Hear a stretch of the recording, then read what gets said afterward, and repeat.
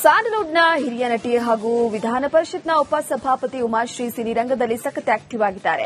ರಾಜಕಾರಣದಲ್ಲಿ ಸಕ್ರಿಯವಾಗಿದ್ದರೂ ಕೂಡ ಬಣ್ಣದ ಲೋಕ ತೊರೆಯದೆ ಸಾಲು ಸಾಲು ಸಿನಿಮಾಗಳಲ್ಲಿ ಕಾಣಿಸಿಕೊಳ್ಳುತ್ತಿದ್ದಾರೆ.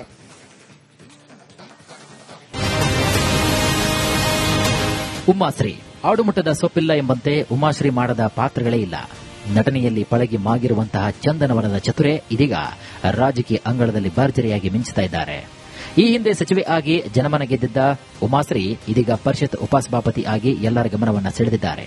ಹಾಗಂತ ಉಮಾಶ್ರೀ ಕೇವಲ ರಾಜಕೀಯಕ್ಕೆ ಮಾತ್ರ ಸೀಮಿತವಾಗಿಲ್ಲ, ರಾಜಕೀಯದ ಜೊತೆಗೆ ಬಣ್ಣದ ಲೋಕದಲ್ಲೂ ಕೂಡ ಬ್ಯುಸಿಯಾಗಿದ್ದಾರೆ.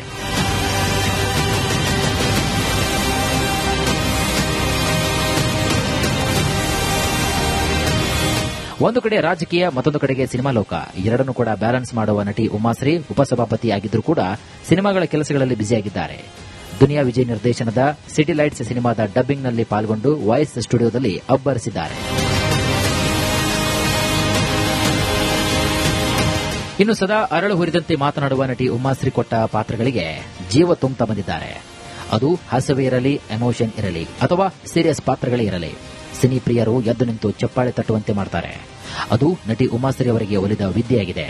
ಕಲಾ ಸರಸ್ವತಿಯ ಆರಾಧಕಿಯಾಗಿರುವ ಉಮಾಶ್ರೀ ರಾಜಕೀಯದಲ್ಲಿ ಎಷ್ಟೇ ಮೇಲಕ್ಕೆ ಏರಿದರೂ ಬಣ್ಣದ ಲೋಕವನ್ನು ಮಾತ್ರ ಮರೆತಿಲ್ಲ.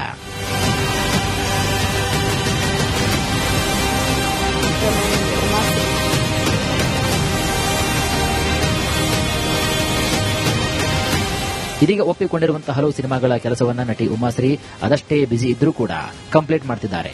ಸಿಟಿ ಲೈಟ್ಸ್ ಸಿನಿಮಾದಲ್ಲಿ ವಿಶೇಷ ಪಾತ್ರದಲ್ಲಿ ಕಾಣಿಸಿಕೊಂಡು ಎಲ್ಲರನ್ನ ಬೆರಗಾಗಿಸಲಿದ್ದಾರೆ.